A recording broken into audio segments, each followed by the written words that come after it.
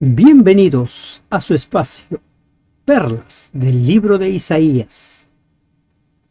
Porque un niño nos es nacido, hijo nos es dado, y el principado sobre su hombro, y se llamará su nombre admirable, consejero, Dios fuerte, Padre eterno, príncipe de paz. Damos gracias a Dios por permitirnos ingresar a meditar en las perlas del capítulo 9 del libro de Isaías. Este capítulo, según la versión Reina Valera, está dividido en dos partes: el nacimiento y reinado del Mesías y la ira de Jehová contra Israel, del versículo 8 en adelante. ¿Cuál es el mensaje de este capítulo?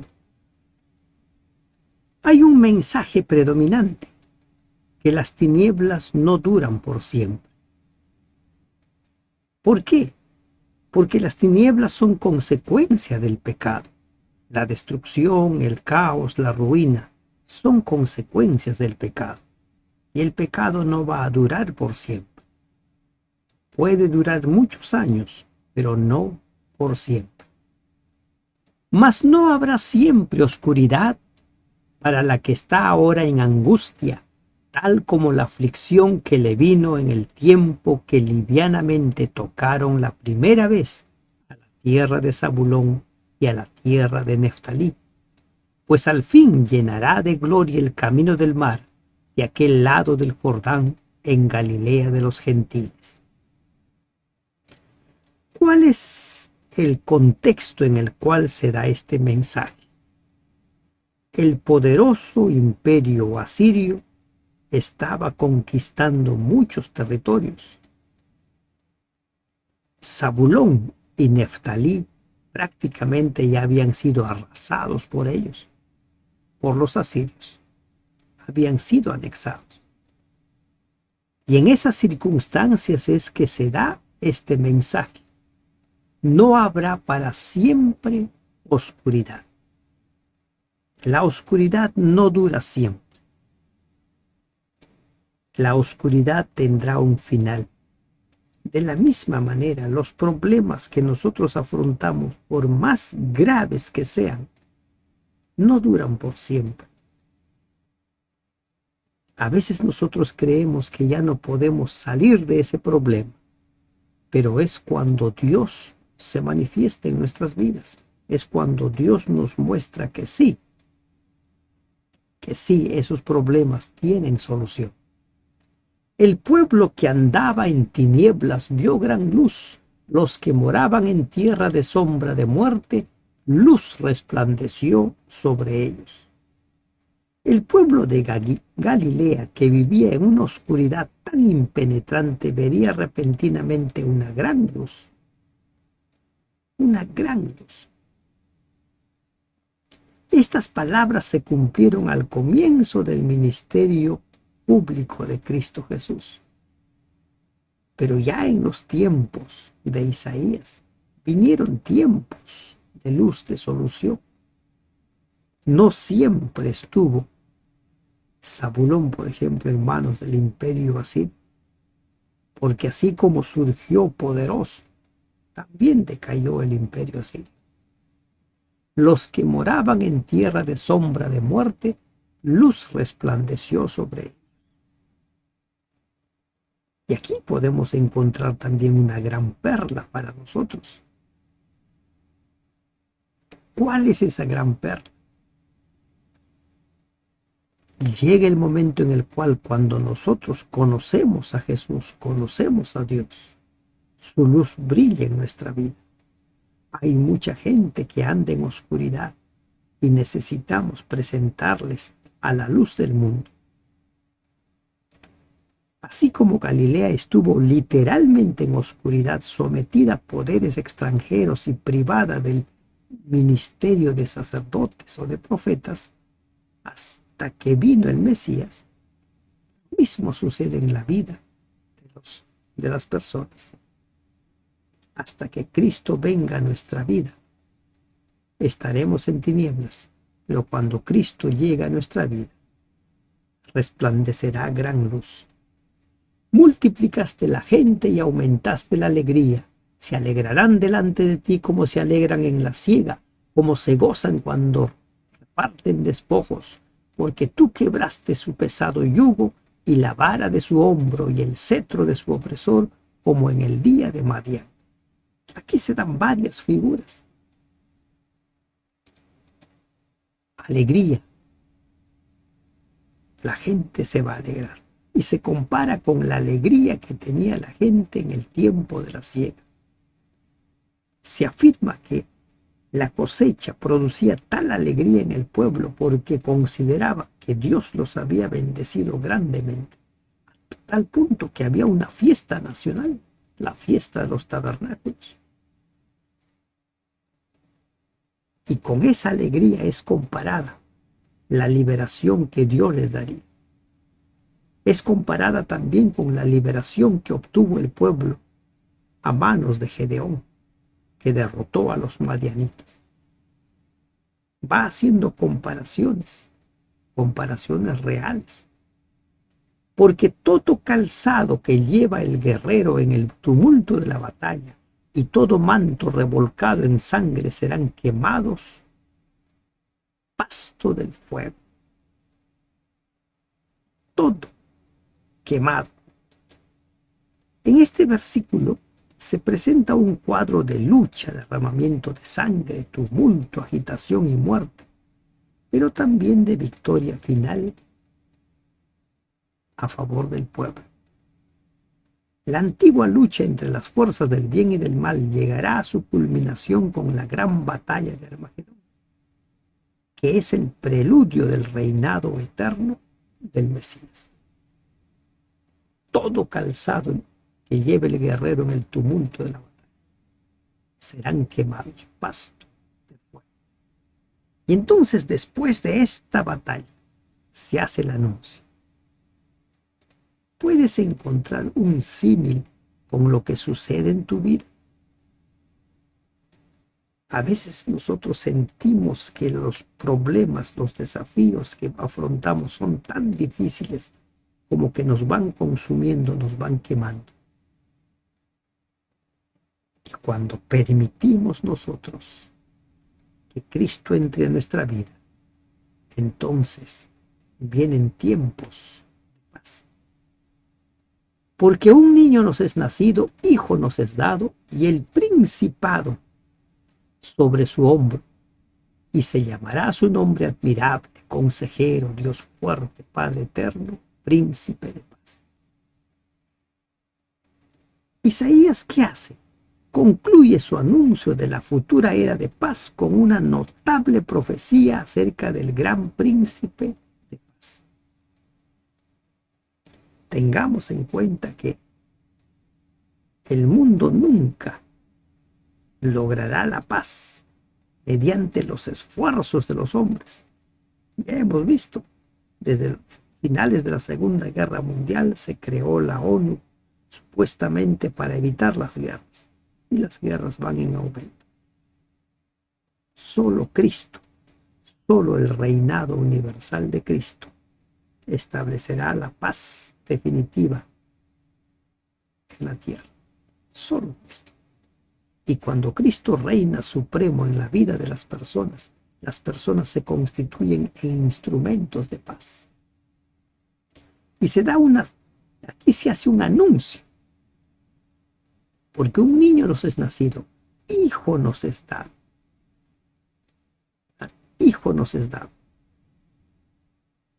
Indudablemente no hay sino una persona en todo el mundo a la cual puede aplicarse completa y adecuadamente la descripción que presenta Isaías. ¿Quién es esa persona? Cristo.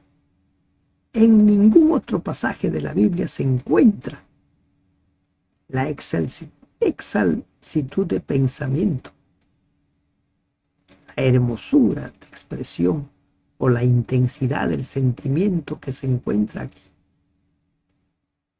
Y se llamará su nombre admirable, consejero, el principado sobre su hombro. Cristo va a gobernar. Él gobernará en todo el cielo y en la tierra.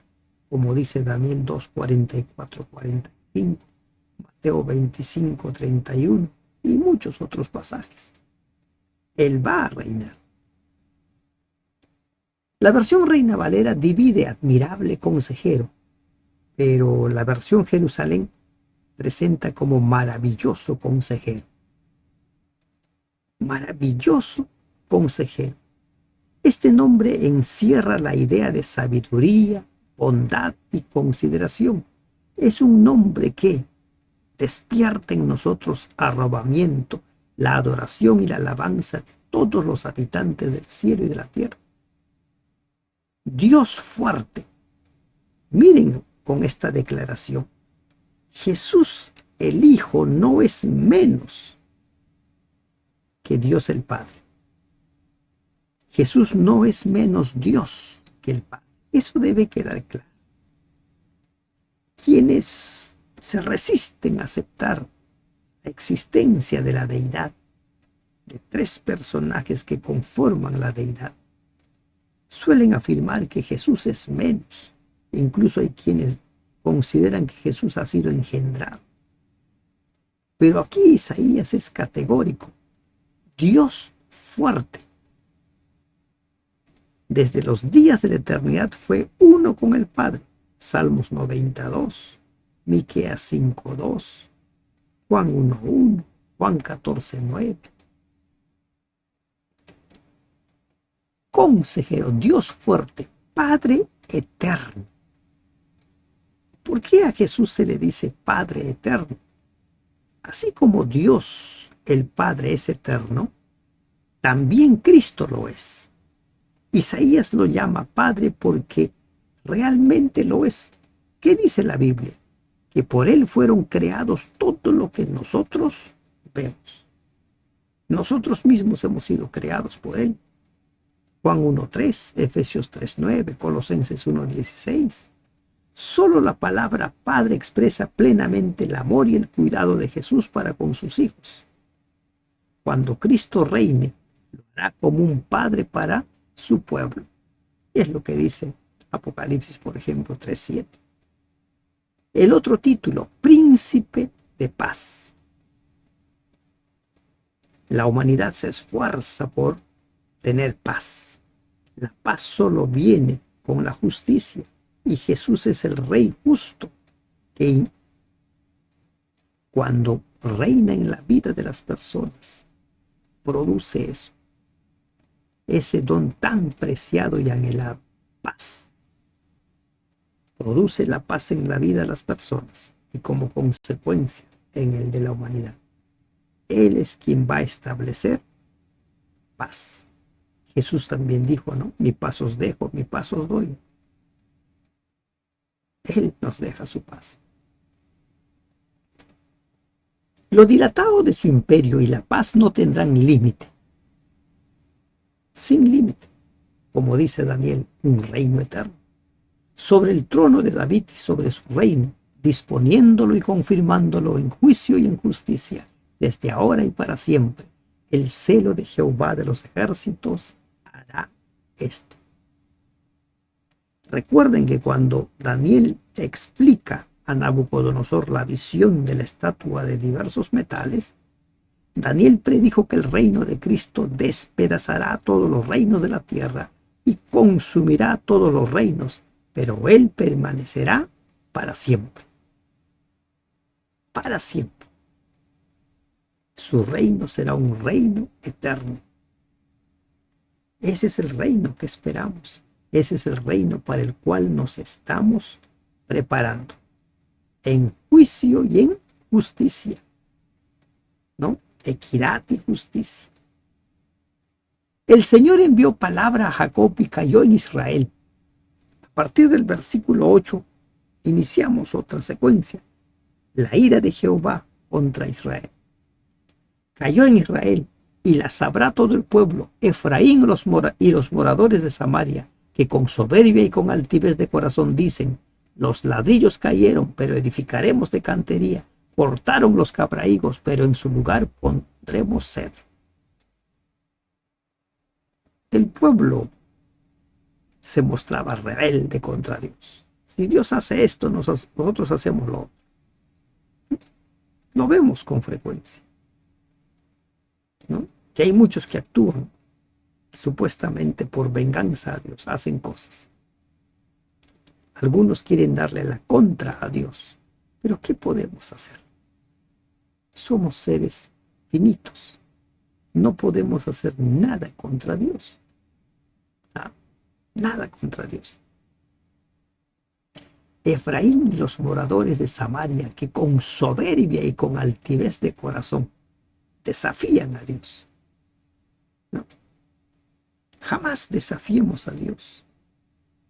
No tenemos ni la remota posibilidad de ganar. Jamás desafiemos. Isaías se refiere, ¿no?, al fracaso anterior en Peca, hablando del contexto. Peca había intentado conquistar Jerusalén, no pudo. Entonces ellos afirmaban de que sí podían, pero no podemos ir contra los designios de Dios. No hay ejército poderoso que vaya en contra de los designios de Dios. Pero Jehová levantará a los enemigos de Rezín contra él y juntará a sus enemigos del oriente, los sirios y los filisteos del poniente, y a boca llena devorarán a Israel. Ni con todo eso ha cesado su furor, sino que todavía su mano está extendida. Los juicios de Dios. Jehová enviará a los asirios, enemigos de Rezín, contra Israel, en donde se relate el ataque, por ejemplo, de Tiglat-Pileseres en Segunda de Reyes 15:29. ¿Cómo es que Tiglat-Pileser los atacó? Y en el año 722 aproximadamente antes de Cristo, Israel dejó de ser. Las 10 tribus dejaron de ser. Pero el pueblo no se convirtió al que lo castigaba, ni buscó a Jehová de los ejércitos. Y Jehová cortará de Israel cabeza y cola, rama y caña en un mismo día. Lamentablemente esa es la reacción del ser humano. Cuanto más le va mal, se rebela contra Dios. Si Dios existiera, no me pasaría esto. Si Dios existiera, no estaría afrontando estos problemas. Entonces me voy. Dios no existe. Pasó en el pasado y seguirá pasando. Está pasando. Mucha gente que supuestamente se decepciona de Dios. Así escuchamos a las personas. Me he decepcionado de Dios. Te decepcionas de tu forma de pensar, no de Dios. Dios tiene claro cómo actúa y en su palabra vemos cómo actúa. En ocasiones permite los crisoles en nuestra vida para recapacitar, pero en lugar de recapacitar, la gente se vuelve más rebelde contra Dios. Cortará de Israel cabeza y cola, rama y caña. Y miren este versículo. Si leyéramos solamente este versículo, bueno, ¿quién es la cabeza? ¿Quién es la cola? ¿Quién es la rama? ¿Quién es la caña? Y muchos se pondrían a especular, ¿verdad? Pero como ya hemos mencionado, la Biblia se interpreta a sí misma. Inmediatamente Isaías dice quién es la cabeza, quién es la cola. El anciano y venerable de rostro es la cabeza. El profeta que enseña mentira es la cola. Aclarado. Siempre se escribe con figuras. El anciano y venerable de rostro le sería quitado.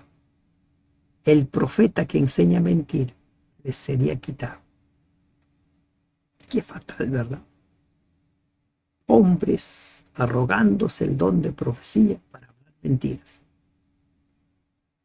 Hombres llamados a conducir al pueblo como los ancianos del pueblo, arrastrando al pueblo lejos de Dios. Lamentablemente hay mucha gente que confía ciegamente en sus líderes. Cuidado. Los seres humanos te pueden fallar. Pon tu mirada fija en Cristo. Recuerda, siempre con un escrito está: no te confíes en los sermones, siempre recurre a la palabra, porque los gobernadores de este pueblo son engañadores y sus gobernados se pierden. Y esa triste realidad continúa hasta nuestros días. Hay mucha gente que es arrastrada a la mentira, al engaño, y creen, y creen. Vamos a seguir con nuestro estudio y vamos a ir viendo en la medida que avancemos cómo es que hay mentiras. Ya hemos visto en Eclesiastés es claro sobre el estado de los muertos, pero hay maestros supuestamente que enseñan que el alma es inmortal. Para ellos, Eclesiastés no existe. Por tanto, el Señor no tomará contentamiento en sus jóvenes, ni de sus huérfanos y viudas tendrá misericordia. ¿Por qué? Porque todos son falsos y malignos, y toda boca habla despropósitos. Ni con todo esto ha cesado su furor, sino que todavía su mano está extendida. Mire, cuando Dios hablaba de exterminar pueblos es porque se da cuadros como este: jóvenes, huérfanos, viudas. Dios no podría tener misericordia de ellos. ¿Por qué? Todos son falsos y malignos. Toda boca habla despropósitos, mentiras, engaños. Hay un tiempo de gracia para todos. Y para esta gente había llegado. Hay más misericordia para ellos. Falsos. La versión Jerusalén dice impíos. Cuando Israel sucumbió, el pueblo se encontraba totalmente entregado al mal. Y esa fue la razón. Los pecados de Israel, de los judíos, fueron los causantes de su ruina. Son nuestros pecados los causantes de nuestra ruina. No es que Dios te decepciona. La gente que se siente decepcionada de Dios es porque quiere que Dios le bendiga a pesar de sus pecados. Su palabra es clara. ¿Qué nos toca hacer a nosotros? Porque la maldad se encendió como fuego, cardos y espinos devorará, y se encenderá en lo espeso del bosque, y serán alzados como remolinos de humo. Esta es una impresionante descripción de los efectos finales de la iniquidad. El pecado mata, nunca cura. La impiedad quema, creando cenizas y desolación. Los efectos del pecado son fatales. Por eso Romanos dice que la paga del pecado es la muerte. Por la ira de Jehová de los ejércitos se oscureció la tierra, y será el pueblo como pasto del fuego, y hombre no tendrá piedad de su hermano. Se oscureció la tierra. El profeta contempla una escena de caos y confusión. La gente está totalmente confundida y el país se llena de oscuridad. La pasión y la amargura, el odio y el vicio, la injusticia y la crueldad han desgarrado de tal modo el corazón de los hombres e inflamado de tal manera su espíritu, que todo hombre está en pugna con su vecino. Este será el efecto final de la impiedad, cuando la espada de cada cual será contra su hermano, y cuando cada uno levantará su mano contra la mano de su compañero, como dice Zacarías 14:13. Condiciones similares se vivirá, o peores aún, en el tiempo del fin, tal como describe el apóstol Pablo en su carta a Timoteo, la situación social, espiritual, moral de la humanidad. Cada uno hurtará la mano derecha y tendrá hambre y comerá a la izquierda, y no se saciará. Cada cual comerá la carne de su brazo Manasés a Efraín y Efraín a Manasés, y ambos contra Judá. Ni con todo esto ha cesado su furor, sino que todavía su mano está extendida. Los niveles, los grados al cual llega la maldad. Veamos nuestra sociedad. Autoridades esforzados en eliminar a Dios de la sociedad. Y cómo crece la violencia, cómo crece la maldad. Solo en las sociedades donde Dios tiene un lugar privilegiado en la vida de las personas, solo en esas sociedades puede haber paz y armonía. Solo en esas sociedades. La historia de Israel debe servirnos de ejemplo. Solo en la medida que Dios reine supremo en nuestra vida, habrá paz y armonía en nuestros hogares. Solo en la medida que dejemos que la luz de Cristo brille en nuestra vida, que el consejero admirable gobierne nuestra vida, que el príncipe de paz reine supremo en nuestra vida, entonces seremos instrumentos de paz. Habrá armonía en nuestra familia, habrá armonía en todo el círculo que nos rodea. Seremos mensajeros del Evangelio de paz. Aprendamos de la historia, aprendamos del pasado. Que estas perlas sirvan para seguir creciendo en nuestra fe, en nuestra relación con Dios. Que Dios te bendiga. Amén.